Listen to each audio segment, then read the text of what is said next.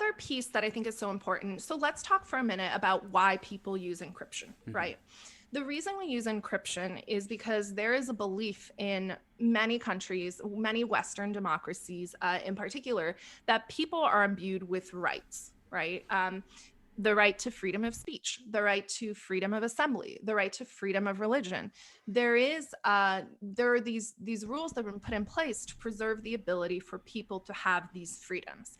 Now, what starts to happen that's really interesting is today our communication mostly happens over our phones, our computers, etc.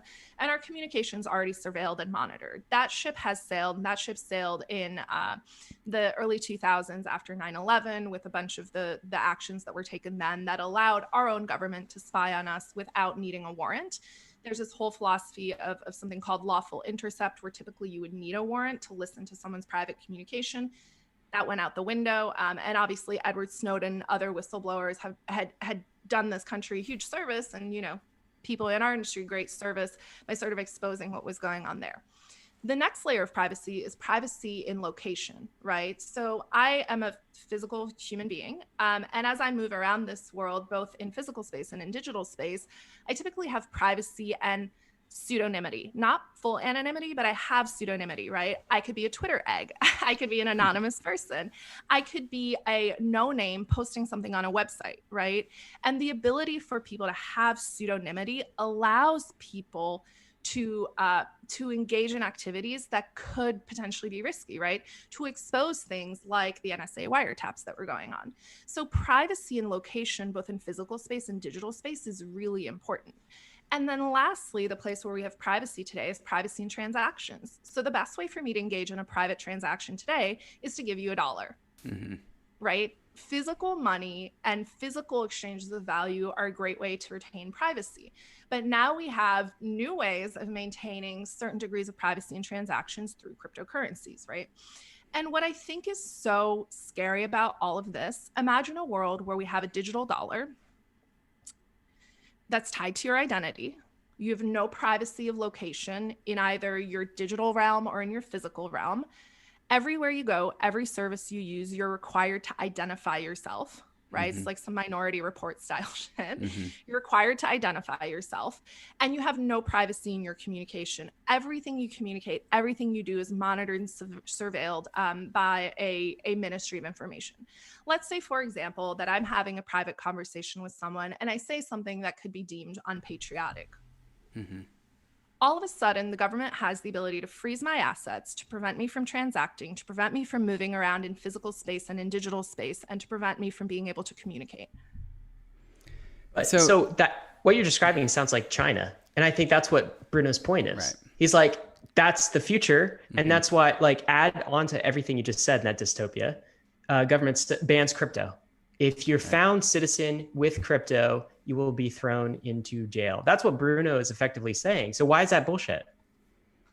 Here's why it's bullshit, because you're giving governments way too much credit. Look at the staggering incompetence of the US government. It is staggering how incompetent governments are.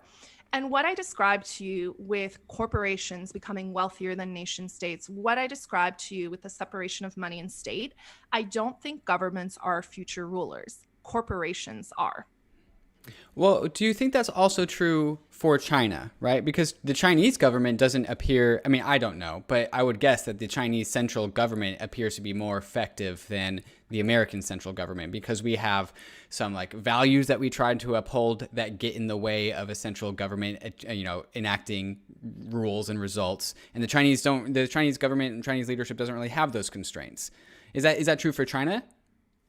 Well, I think that the difference there is, right, the style of government is very different. In China, there is one source of power, one source of control, and everything flows from the top down. But recently, I wrote a long Medium post. If you're interested in it, you can find it on Medium, about the politics of the internet and the role of crypto in that future. And what I think is really interesting is what China has, the US doesn't have, and that Europe certainly doesn't have, is an unlimited amount of political will and an unlimited amount of capital that they are willing to spend for absolute dominance. Right. And that's not what we don't have that in America. We don't right? have that. We don't we have that barely motivation. have that. We barely have the capability to do semiconductor R&D and chip fab here in the United States. And in fact, our government's now trying to invest in bringing those capabilities back onshore, because we have recognized that after 2 decades of exporting our technology and exporting the production of technology that's been built with IP originating here in America, we are at a major disadvantage. Europe doesn't have a leg to stand on. That's why they're having to use Huawei, right, to develop their 5G infrastructure. The US, I think in one smart move, hit Huawei with RICO charges, which kind of has stopped that 5G effort. But the US is in the progress of implementing an explicit American firewall.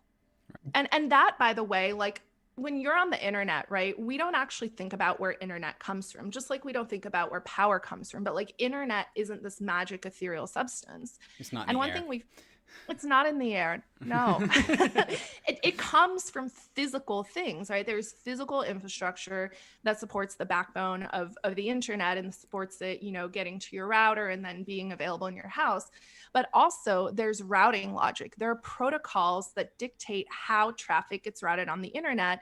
And as traffic is being routed through this network topology that makes up the modern World Wide Web, right, which is in fact many different webs that are highly localized, that have been stitched together through shared protocols and through this routing logic, there are a lot of different interaction points where people can sniff that traffic, can interrupt that traffic, Right. can do things like man-in-the-middle attacks and replace information in that traffic with other information.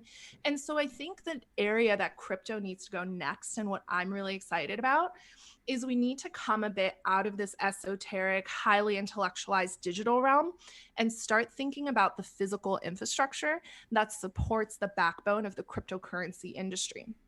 This is why I think Bitcoin mining is really interesting. We do a lot of research on this. We spend a lot of time on it, but also the physical infrastructure supporting Ethereum, the physical infrastructure supporting these new protocols. Like, all of this is really, really important, because if we don't own this physical infrastructure and find ways to secure it, then attacks on Bitcoin become possible. Right. But so long as we can find ways to secure this physical infrastructure and minimize the ability of all world governments to collectively take down these networks by taking all of the nodes offline, right, there is not going to be a feasible way for governments to shut this down.